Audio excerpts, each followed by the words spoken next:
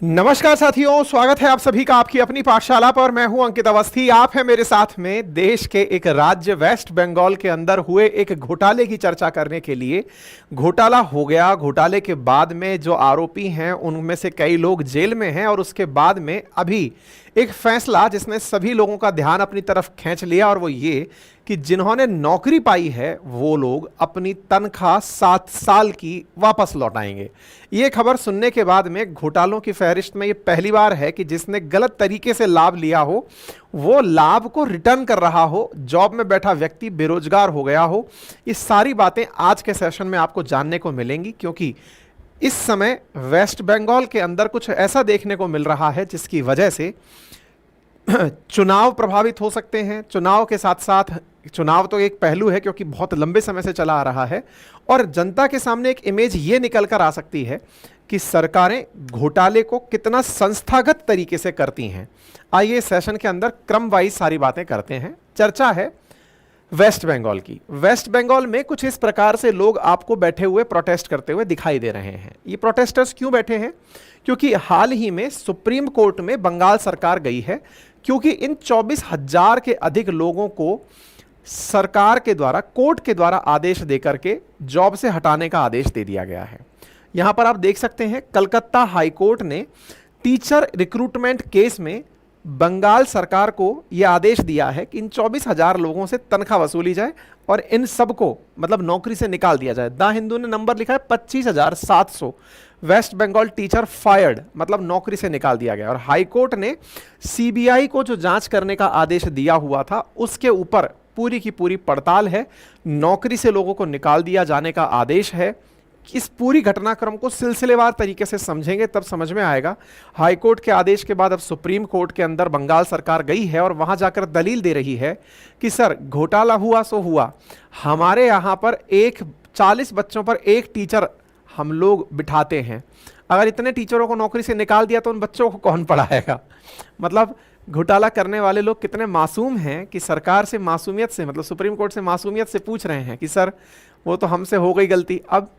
अब इस गलती के अंदर आप उन बच्चों का भविष्य सोचिए ना, जिनको कि पढ़ाने के लिए टीचर लिए गए थे, अब उनके पास टीचर नहीं बचेगा। अब सुप्रीम कोर्ट भी सोचेगा हाँ यार कोई बात नहीं, भ्रष्टाचार किया था लेकिन इसके दिमाग में प्लान तो सही ही था। खैर चलिए विस्तार पूर्वक चर्चा करते हैं इस विषय पर। बाकी गुजारिश कर लेते हैं, डेटा आपके सामने है, आपको लगता है कि मैं आपके सामने जो डेटा रखता हूँ वो गलत होगा। आप में से नॉट सब्सक्राइब्ड व्यूअर्स की संख्या ये है, और डेट भी देख लीजिए कि इस तारीख से इस तारीख के बीच में ये फिगर निकल के आता है। पॉसिबल हो तो सब्सक्राइब का बटन दबा दें, कोई कीमत और कोई आपसे पैसा नहीं वसूला जा रहा है। बाकी पढ़ने लिखने वाले विद्यार्थियों के लिए अपनी पाठशाला एप्लीकेशन है, जाकर के आप अपने लिए कोर्सेज बुक कर सकते हैं। वहां पर हमारे एथिक्स के कोर्स, जीएस के कोर्स, हमारे नोट्स सब उपलब्ध हैं। ठीक है साहब, आइए चर्चा करते हैं वेस्ट बंगाल के अंदर एक ऐसे केस की जिसने कि पूरे देश का ध्यान अपनी तरफ खींचा हुआ है। यह बात है स्टेट लेवल सिलेक्शन टेस्ट की, SLST की, गवर्नमेंट के द्वारा किए गए एक ऐसे एग्जाम की जिसके माध्यम से बंगाल के अंदर बच्चों को सेलेक्ट किया गया टीचर बनाने के लिए। बंगाल शिक्षक भर्ती घोटाले के नाम से बाद में जाना गया। 2014 की बात है, पश्चिम बंगाल के स्टाफ सिलेक्शन कमीशन ने टीचर भर्ती का नोटिफिकेशन जारी किया। उस समय पार्थ चटर्जी, ममता बनर्जी के काफी करीबी, कई बार विधायक रहे हुए व्यक्ति, वो शिक्षा मंत्री हुआ करते थे। 2016 में 24,640 पदों पर शिक्षकों के लिए और स्टाफ के लिए भर्ती प्रक्रिया शुरू हुई। कुल मिलाकर 23 लाख लोगों ने अप्लाई किया। आवेदकों ने उस समय भी गड़बड़ी के आरोप लगाते हुए कोलकाता हाईकोर्ट में याचिका दायर की थी, और याचिका इस बात की थी कि इस परीक्षा में धांधली हुई है। धांधली कैसे? जिनके नंबर कम हैं उनको कम नंबर के बावजूद नौकरियां दे दी गई, और तो और जिन लोगों ने टीचर्स के लिए एक आवश्यक exam TET, teaching eligibility test, वो भी क्वालिफाई नहीं किया है, उन्हें भी नौकरी मिल गई। बात 2014 में हुए एग्जाम की थी।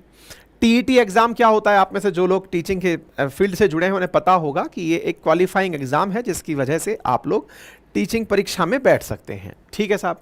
वेस्ट बंगाल जो स्कूल सर्विस के लिए बना हुआ कमीशन है, स्कूल सर्विस कमीशन, SSC नाम है उसका, जैसे स्टाफ सिलेक्शन कमीशन है ऐसे इनके यहाँ पर स्कूल सर्विस कमीशन है।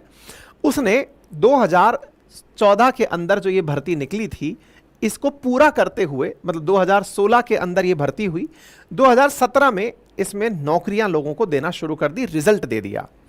14 में विज्ञप्ति, 16 में एग्जाम, 17 के अंदर नौकरी मिल गई। 17 में नौकरी मिली और लोग अपने अपने पदों पर जाकर के सवार हुए। लेकिन इसी बीच में एक मामला सरफेस हुआ 2022 में, जब एक लड़की है जिसका नाम है बबीता, वो जाती है हाईकोर्ट में ये कहने के लिए कि सर इस एग्जाम में धांधली हुई है और मेरे पास प्रूफ है इस बात का। बोले क्या प्रूफ है बताइए। बोले सर एक मंत्री महोदय हैं, उनकी बेटी हैं जिनका नाम है अंकिता। बोले मंत्री कौन है भाई। बोले मंत्री हैं परेश चंद्र अधिकारी, परेश चंद्र अधिकारी की बेटी हैं अंकिता। बोले ये पहली लिस्ट में कहीं थी ही नहीं। बोले मतलब। बोले मेरी रैंक 77 नंबर पाकर के बबीता सरकार नाम की ये लड़की कोर्ट में जाके शिकायत की कि मेरे 77 मार्क्स थे इस स्टेट लेवल एग्जामिनेशन के अंदर और अंकिता के 61 मार्क्स थे। इन दोनों के अलग अलग नंबर के बावजूद भी रैंक वाइज अगर देखा जाए तो बबीता सरकार की लिस्ट मतलब रैंक जो थी वो 20वीं थी, तब अंकिता का नाम उस लिस्ट में कहीं नहीं था। यानी जो पहली लिस्ट थी रिजल्ट की उसमें बबीता सरकार 77 नंबर पा करके भी 20वें नंबर पे थी, और एक दूसरी लड़की जिसके मार्क्स मात्र 61 हैं, जो कि मंत्री जी की बेटी हैं, उनके नंबर उस मेरिट में ऑब्वियसली बात है 77 से ऊपर होंगे तो टॉपर होंगे, अदरवाइज नहीं होंगे। बोले पहली लिस्ट में कहीं नहीं था। लेकिन जब सेकंड राउंड की काउंसलिंग हुई तो बोले मेरी रैंक यानी बबीता सरकार जिसका सिलेक्शन हो चुका था, जो 20वीं रैंक पे थी, वो बोलती हैं कि मेरी रैंक तो हो गई 21वीं, और जो लड़की है अंकिता इनकी रैंक फर्स्ट हो गई। अब आप खुद सोचिए 77 नंबर पाने वाला अपनी सेकंड काउंसलिंग में रैंक बदली हुई देखे और 61 नंबर पाने वाला अपनी फर्स्ट रैंक देखे, तो इससे ज्यादा और क्या हो सकता है धांधली के अंदर। इन्होंने यही वाला प्रूफ अपनी तरफ से कोर्ट के सामने रख दिया और कहा कि केवल इतना ही नहीं, ममता बनर्जी की सरकार में सरकारी नौकरी में जो टीचर लगे उनके साथ साथ स्टाफ ग्रुप डी के लिए भी परीक्षा हुई थी, उसमें भी घोटाला हुआ। बोले वो कैसे। बोले जिस आयोग ने परीक्षा कराई उसका कार्यकाल 2019 में ही खत्म हो गया, उसके बाद भी वो 25 ऐसी नियुक्तियां दिया जो कि उसकी कैपेसिटी के बाहर थी, मतलब उसका टाइम खत्म होने के बाद भी वो नियुक्तियां देता रहा। अंधा राज बंगाल के अंदर चलता रहा। हाईकोर्ट ने सभी याचिकाओं को एक साथ लिया और मामले की सुनवाई करना शुरू किया। सुनवाई करते हुए हाईकोर्ट को 2022 में यह समझ में आ गया कि इसकी जांच अगर निष्पक्ष करानी है, जैसे संदेश खाली वाले मामले में जब बंगाल के अंदर वो मामला हुआ तो उस मामले को बाहर की एजेंसीज को देना पड़ेगा, क्योंकि जब आरोप सरकार के ही लोगों पर लग रहा हो तो फिर जांच कैसे निष्पक्ष हो पाएगी। तो बंगाल के केस में हाईकोर्ट ने शिक्षक भर्ती के जब इस तरह के मामले उजागर होने लगे तो सीबीआई से कहा कि अब आप आइए और इस मामले की जांच करिए। कोलकाता हाईकोर्ट ने सीबीआई को इस मामले की जांच करने का 2022 में आदेश दे दिया। सीबीआई जैसे ही एंट्री करती है हाईकोर्ट के आदेश के बाद, उन्होंने उन सारे प्रूफ्स को इकट्ठा करना शुरू किया जिसमें उन्होंने ये पता लगाया कि भर्ती परीक्षा में 15 लाख रुपए तक की रिश्वत दी गई थी प्रति व्यक्ति के द्वारा नौकरी पाने के लिए। और जब तार को जोड़ते चले गए तो पता चला कि उस समय पर शिक्षा मंत्री पार्थ चटर्जी हुआ करते थे। ममता बनर्जी के बहुत करीबी, ममता जी की पार्टी के नेता पार्थ चटर्जी, जो कि जब पहले अपोजिशन में थे तो अपोजिशन के लीडर हुआ करते थे, और पार्थ चटर्जी के साथ साथ एक और महिला जो पार्थ चटर्जी की करीबी थी जिसका नाम अर्पिता मुखर्जी है, उनका नाम भी निकल कर आया। इन दोनों के नाम जब निकल कर आने लगे तो फिर मामले में और ज्यादा तूल पकड़ना शुरू किया। पार्थ चटर्जी के बारे में जान लीजिए। पार्थ चटर्जी के बारे में जानकारी यह है कि ये 2001 से चुनाव लड़ना शुरू किए हैं और आज तक चुनाव नहीं हारे हैं। मतलब जिस चुनाव में विधानसभा में बैठे, टीएमसी की तरफ से ये बढ़िया नेता हैं और बढ़िया से चुनाव जीतकर आते हैं। कोई बात नहीं साहब। ममता सरकार जब दूसरी बार जब आई थी तब ये शिक्षा मंत्री भी रहे थे। तो ये जो घोटाले का टेन्योर है ये पार्थ चटर्जी के टाइम का ही है। पार्थ चटर्जी से सीबीआई ने पूछताछ करना शुरू किया कि साहब आपके समय में ये सब कांड हुआ, जरा डिटेल में बताइए क्या हुआ। पार्थ चटर्जी को सीबीआई ने 8 घंटे पूछताछ की। पूछताछ से कुछ तार जुड़ने लगे तो ईडी की एंट्री हुई कि जब पैसा है तो पैसा अगर टैक्सेबल नहीं है और पैसा कहीं इस तरह से इन्वॉल्व हुआ है कि जिसके बारे में आपको सोर्स नहीं पता है, तो हो सकता है कि ये मनी लॉन्ड्रिंग का धन हो। तार जुटाए गए तो पता चला कि पार्थ चटर्जी के ही एक करीबी के घर 20 करोड़ रुपए कैश बरामद होते हैं, जो कि पार्थ चटर्जी के काफी करीबी थे। 20 करोड़ रुपए ईडी ने जैसे ही जब्त किए, क्योंकि सीबीआई तो भ्रष्टाचार की जांच कर रही है, पैसे के लिए ईडी की एंट्री होती है और ईडी इस मामले में 20 करोड़ रुपए की जब्ती करती है पार्थ चटर्जी के एक करीबी के पास से।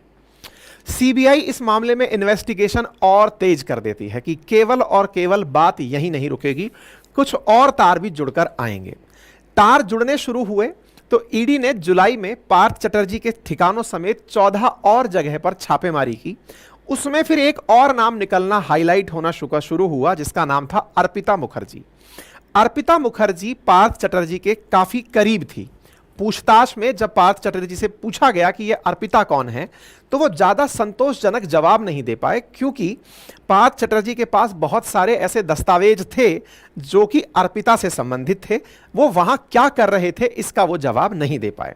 पार्थ चटर्जी को ले जाया जाता है। अब होती है अर्पिता मुखर्जी की एंट्री। अर्पिता मुखर्जी एक मॉडल एक्ट्रेस रह चुकी हैं और ये बंगाली और उड़िया तमिल फिल्मों में काम कर चुकी हैं, लेकिन फिलहाल इनका काम फिल्मों में नहीं है। फिलहाल ये चटर्जी के साथ में ज्यादा एक्टिव हैं। एक्टिव कितनी है इस चीज को आप इससे अंदाजा लगा लीजिए कि मंत्री पार्थ चटर्जी के संपर्क में आने के बाद समझिए कि इनकी पूरी की पूरी किस्मत पलट गई। किस्मत पलट गई से कैसे मतलब है, बहुत सी जगह ये ऐसे मंचों पर आसीन हुई जहां पर खुद मुख्यमंत्री पार्थ चटर्जी और अर्पिता आपको एक साथ तस्वीरों में दिखाई दिए। अर्पिता मुखर्जी 2019-20 में बंगाल में आयोजित होने वाली दुर्गा पूजा पंडालों की आयोजक के रूप में दिखाई देने लगी। ईडी ने इनके घर पर, इनके फ्लैट पर छापा मारा। ईडी ने जब इनके फ्लैट पर छापा मारा तो 21 करोड़ रुपए कैश, 60 लाख रुपए की विदेशी करेंसी, 20 फोन और अन्य दस्तावेज बरामद हुए। अर्पिता एक छोटी मोटी मॉडल थी, छोटे मोटे रोल मिलते थे। उनके पास इतना पैसा मिलना अपने आप में काफी सारी चीजें चिल्ला चिल्ला कर कह रहा था। ईडी ने अर्पिता के कुछ और ठिकानों पर भी तलाशी ली तो अर्पिता के घर पर 27.9 करोड़ रुपए कैश मिला। इस प्रकार से 44 घंटे की रेड में ईडी को 49 करोड़ कैश मिला और कैश के साथ साथ गोल्ड के अंदर 3 सोने की ईंटें जो कि 1-1 किलो की थी, साथ ही साथ 4.5 करोड़ रुपए की गोल्ड की ज्वेलरी, 6 सोने के कंगन और ज्वेलरी भी ईडी को इस जगह पर बरामद हुई। अब आप अंदाजा लगाइए, इतना सारा धन, और ये तब मिल रहा है जब 2016 की भर्ती है। 16 की भर्ती से 22 तक पहुंच चुके हो और तब तक पैसा मिल रहा है। इसका मतलब यह है कि यह पैसा तो केवल 2 सोर्सेस से पता चला है। ना जाने इस पैसे को कितना खपाया गया होगा, कितनी जगह खर्च किया गया होगा, कितने चुनावों में खर्च हुआ होगा, उसके बावजूद भी यह पैसा मिल गया है। तो भाई साहब, ये सारे की सारे तार जुड़ते चले गए। ममता जी ने अपने इस मंत्री को पार्टी से निष्कासित कर दिया कि भाई तुम अब तुम्हारी लड़ाई खुद लड़ो, यहीं तक साथ था, अब तुम एक्सपोज हो गए हो, अब तुम्हारे चक्कर में हम लपेटे नहीं जाना चाहते, तुम हटो भाई। हट गए। लेकिन सीबीईडीआई कहां रुकने वाली थी। बदनाम बहुत है सीबीईडीआई, लेकिन जब जांच करती हैं तो बहुत गहराई तक जाती हैं। भाई साहब, जांच करते करते सारे तार जोड़ते जोड़ते जो जिम्मेदार थे सीबीईडीआई एक एक करके सबको लूप में लेती चली गई कि आ जाओ भाई साहब। सब धीरे धीरे धरे जाने लगे। स्कूल के अंदर एजुकेशन बोर्ड के जो एक्स हेड थे उनको गिरफ्तार किया गया। काफी सारे नेताओं की गिरफ्तारी होने लगी। जब ये सब गिरफ्तारियां चल ही रही थी, इसी बीच में हाईकोर्ट ने देखा कि यार इतने बड़े लेवल पर धांधली हो चुकी है, तो इस भर्ती परीक्षा को रद्द कर दिया जाए। भर्ती परीक्षा को रद्द किया गया 2023 के मध्य में और कहा गया कि जो टीचर्स हैं ना, वो पैरा टीचर्स के रूप में, यानी आधी तनख्वाह पर या फिर मतलब ज्वाइनिंग बेसिस पर काम करते रहेंगे। कोई बात नहीं।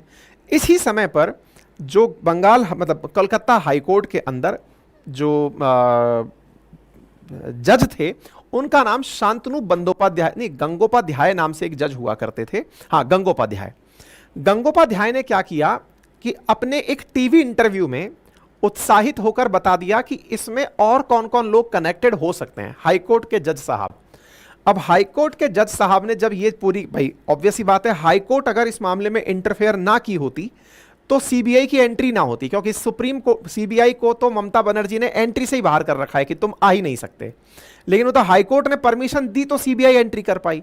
तो गंगोपाध्याय साहब इस चीज से उत्साहित हुए, उत्साहित होकर एक टीवी इंटरव्यू में बोल दिए कि अभी तो तार कहां तक और जाएंगे। मंशा बता दी कि ममता बनर्जी के जो भतीजे हैं उन तक तार पहुंचेंगे, क्योंकि उनसे भी पूछताछ होगी। इस पर सुप्रीम कोर्ट सख्त हुआ कि जज साहब आप कभी भी चलते इंटरव्यू में या फिर ये कहिए कि केस के चलते आप जानकारी चैनल्स को नहीं दे सकते। सुप्रीम कोर्ट ने इस केस को उनसे लेकर किसी और को दे दिया, क्योंकि साहब ये जानकारी लीक होने जैसी जानकारी थी। लेकिन ईडी ने अभिषेक बनर्जी से भी पूछताछ की, ममता जी के करीबी हैं, भतीजे हैं शायद, इनसे भी पूछताछ की। काफी तरह सारे लोगों से पूछताछ वगैरह होना शुरू हुआ। सीबीआई ने अभिषेक बनर्जी से भी पूछताछ की, ईडी ने काफी सारी कंडक्ट भी वो की, सयोनी घोष के साथ भी इन्होंने पूछताछ की। और कुल मिलाकर के ये पूरा मामला, चूंकि परीक्षा कैंसिल हो चुकी थी, इसलिए ये तक तो क्लियर हो गया था कि यहां घोटाला है, पैसे हैं, सारे तथ्य मिलने शुरू हो गए हैं, सारे तार जुड़ने शुरू हो गए हैं। अब ये एक्शन लेना था कि व्हाट नेक्स्ट। तो व्हाट नेक्स्ट हुआ 2 दिन पहले कलकत्ता हाई कोर्ट ने 2016 के इस स्कूल सिलेक्शन कमीशन के एग्जाम को रद्द कर दिया है। 24,000 जो जॉब्स थे उनको प्रभावित कर दिया है। इस बार कोर्ट के अंदर जज थे देवांशु बसाक और जस्टिस शब्बर रशीदी। उन्होंने 2016 में हुई शिक्षक भर्ती को अवैध बताते हुए रद्द कर दिया। कोर्ट ने शिक्षकों से ब्याज सहित 7 से 8 साल की सैलरी वापस करने का निर्देश दिया और साथ में ही अगले 3-4 हफ्ते का ही इनको टाइम दिया गया है। बेंच ने सीबीआई से कहा है कि इनकी नियुक्तियों की जांच कर 3 महीने में रिपोर्ट दे और यदि जरूरत पड़े तो सभी को हिरासत में लेकर के पूछताछ करे। मतलब एक प्रकार से जो जिम्मेदार हैं उनसे पूछताछ की जाए और पूरी की पूरी मामले की पड़ताल करके 3 महीने के अंदर हमें सारी बातें बताएं। अगर पैसे लौटाने की बात आती है तो 24 लाख से लेकर 38 लाख रुपए तक लोगों को लौटाने पड़ सकते हैं, क्योंकि यहां पर तनख्वाह 35,000 से लेकर 55,000 के बीच में है। ऐसी स्थिति में अगर सालाना वेतन देखा जाए तो 4.25 लाख से लेकर 6.5 लाख के बीच में पड़ता है। और 6 साल तक अगर कोई नौकरी में रह लिया तो 24 लाख से लेकर 38 लाख के बीच उसे वेतन मिल चुका होगा। तो इतनी राशि लौटाना अपने आप में एक बहुत बड़ी बात हो सकती है। अब लोगों को चिंता यही है कि वो 4 हफ्ते में इतनी बड़ी रकम लौटाएं कैसे। इसीलिए West Bengal government Supreme Court गई है कि साहब 24,000 लोगों को आपने नौकरी से निकाल तो दिया, लेकिन इन लोगों की वजह से हमारी शिक्षा व्यवस्था प्रभावित हो जाएगी। तो बोले वो तो पहले ही प्रभावित हो गई थी जब घोटाले की वजह से नौकरी दी गई थी, लेकिन सुप्रीम कोर्ट में ये मामला पहुंचा है। वेस्ट बंगाल गवर्नमेंट तर्क दे रही है। मतलब ये सोचने के बाद हंसी आती है कि ये किस प्रकार का प्रक्रम रहा होगा, सुप्रीम कोर्ट के सामने ये बोल भी कैसे पा रहे होंगे, क्या एथिकल चीजें रही होंगी। लेकिन उन 24,000 लोगों के प्रति भी मन में भाव है, जिनमें से कुछ लोग तो सही मायने में मेहनत करके पास हुए होंगे। सभी लोग पैसे देके पास हुए हों ये आवश्यक नहीं है। अगर वही ऐसा होता तो फिर वो बबीता सरकार क्यों इस मामले को लेकर जाती, वो सही जेन्युइनली थी तभी जाकर के तो पहुंची। तो फिलहाल ये मामला अंदर है, लेकिन इस बीच में कुछ कयास ये लगाए जा रहे हैं कि 19,000 के जो स्कूल के जॉब मतलब वो है ना, उनको शायद रिक्रूटमेंट क्राइटेरिया में फायदा हो जाए।